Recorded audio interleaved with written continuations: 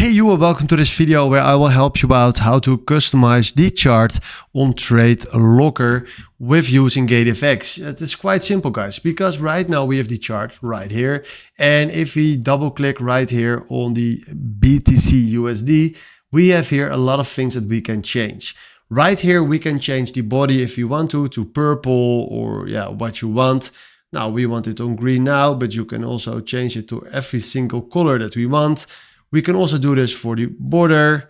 We can also do this for the wick, but yeah, you can play with this. Then from here, you can also change the precision. You can also change right here the time zone. And you have also here title changes that we can add or remove.